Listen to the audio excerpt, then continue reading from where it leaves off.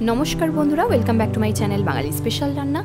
आज के आमी निये हाजिर होयेछि चिकेनेर एकटा खूब सुस्वादु रेसिपि पुदिना चिकेन। तो देखो आमी किभाबे रेसिपिटा बानाई। एखाने आमी 500 एकटु बेशी मांस नियेछि, निये आमी भालो करे परिष्कार करे धुए रेखे दिएछिलाम। एबार देखो आमी दुटो जे चिकेनेर लेग पिस नियेछि, लेग पिसगुलोके किन्तु आमी माझखान थेके एरकम करे चिड़े चिड़े दिচ্ছি छुरिर साहाज्ये, कारण लेग पिसगुलो जेहेतु एकटु बड़ो सेइजोन्नो एरकमभावे केटे ना दिले सेদ্ধ होते किन्तु समय लागबे, सेइजोन्नो एरकमभावे आमी एकटु साइडगुलो चिड़े चिड़े दिएछि। ব্যাস कमप्लीट। एबार एक मिक्सिंग जारेर मध्य आमी जे आगे थेके रेडी करे रेखेछिलाम रसुन, तारपरे देबो काँचा लंका। काँचा लंका किन्तु आमी प्राय 7 থেকে 8टा दिएछि। दिए देबो धने पाता और देबो पुदिना पाता। एखाने किन्तु पुदिना पातार परिमाणटा एकटु बेशी दिते होबे धने पातार थेके। एरपरे सामान्य परिमाणे जल दिए आमी मिक्सिंग जारे भालो करे एकटा मिहि पेस्ट बानिये नेब। कालारटा देखो कि अपूर्व एसছে। एरपरे आमी एकटा छाकनिर साहाज्ये जे पेस्टटा बानिয়েছিলাম সেটা আমি ছেঁকে নেব। হ্যাঁ, অনেকেই তোমরা বলবে যে কেন আমি ছেঁকে দিচ্ছি, কারণ এই যে এই রসটা যেটা দেওয়া হবে না, এটাতেই বেশি আমার মনে হয় টেস্টটা ভালো হবে। আর এই যে ছাবড়াগুলো থাকে সেগুলোর জন্য না মুখে কেমন যেন পড়লে আমার ভালো লাগে না, সেই জন্য আমি এরমভাবে রস বের করেই করি। তো দেখো এবারে চিকেনের মধ্যে যে আগে থেকে পুদিনা পাতা আর ধনে পাতা যে রসটা আমি বের করে নিয়েছিলাম সেটা দিয়ে দেবো। আর দিয়ে দেবো পরিমাণ মতো টক দই, জিরের গুঁড়ো দিয়ে দেবো, লঙ্কার গুঁড়ো। লঙ্কার গুঁড়োটা কিন্তু খুব বুঝে শুনে দেবে। এরপরে দেবো হলুদ গুঁড়ো, এটা তোমরা চাইলে স্কিপও করতে পারো। এরপরে দেবো পরিমাণ মতো সর্ষের তেল। আমি কিন্তু ম্যারিনেশনের জন্য সর্ষের তেল ইউজ করেছি, তোমরা চাইলে কিন্তু সাদা তেলও দিতে পারো। আর দিয়ে দেবো স্বাদ অনুসারে নুন।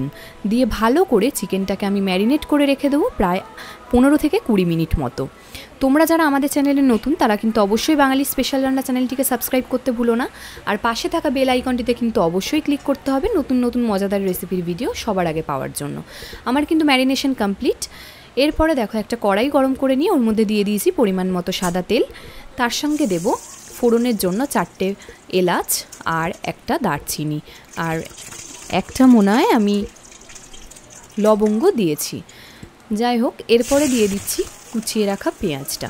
আমি কিন্তু খুব মিহি করে পেঁয়াজগুলোকে কোচাইনি, এরকম নর্মালি কুচিয়েছি। আর আমি কিন্তু এই পুদিনা চিকেনে পেঁয়াজের কোনো পেস্ট ব্যবহার করিনি।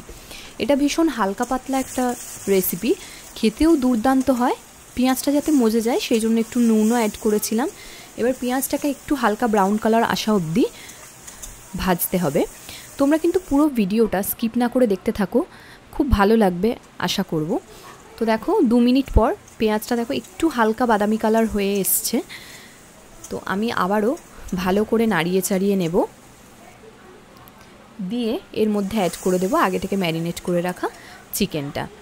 মশলা কিন্তু আমার সব কিছুই দেওয়া আছে, আর কিন্তু এক্সট্রা করে আমি এখানে কোনো রকম মশলা ইউজ করব না। এবারে দেখো চিকেনটার সঙ্গে পেঁয়াজটাকে আমি খুব ভালো করে মিক্সড করে নিচ্ছি। এখানে কিন্তু আমি গরম মশলাও ইউজ করব না, সেটা তোমরা লাস্ট অবধি দেখলে নিশ্চয়ই বুঝতে পারবে। 5 মিনিট পরে দেখো চিকেন থেকে এমনিতেই জল ছাড়তে শুরু করে দিয়েছে।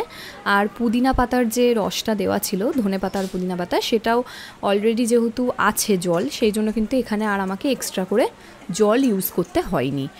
আমি কিন্তু এই জলের মধ্যেই পুরো রেসিপিটা কমপ্লিট করব।